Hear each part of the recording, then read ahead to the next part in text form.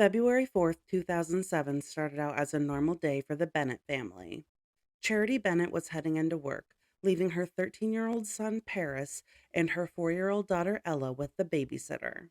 But that night was different, and Charity would hear the news that every parent dreads.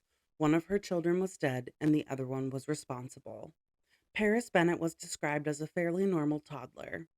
He was creative and accelerated at drawing, and in his preteen years, his IQ score was 141, making him a genius.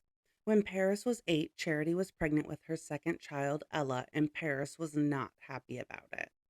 But when Ella was born in 2002, Paris changed. He was no longer upset about it, and he, in fact, loved his little sister. The two played together, and their little family was perfect. That is, until Paris turned 11.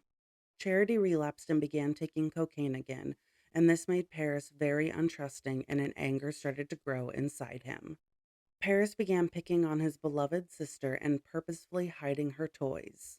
And once, when he was punished, he grabbed a kitchen knife and began chasing his mother and grandmother around the house. Charity knew that something was wrong and checked Paris into a psychiatric facility. He was released a week later, and she was told he was fine. But in reality, it was documented that he was obsessed with shooting and killing and had homicidal and suicidal ideations. He even made threatening gestures and comments regarding Ella. The hatred for his mother only grew, and it was then that Paris decided he was going to do something about it. Around 10 p.m. on February 4th, Paris somehow managed to convince his babysitter that she could go home. It's unclear what Paris told the babysitter to make her believe him, but she did, and she went home. Once she left, Paris entered Ella's room, and as she slept, he savagely stabbed her 17 times. He then called a friend and calmly chatted with him for approximately 6 minutes before calling 911. When Paris finally called 911, he stated that he was hallucinating and thought Ella was a demon, and that's why he attacked her. The operator walked Paris through CPR, but he only pretended to do it, which was made very clear to police when they finally arrived to the scene. Ella's autopsy showed that the stab wounds were slow and methodical, but it also showed that she had been SA'd, beaten, and strangled.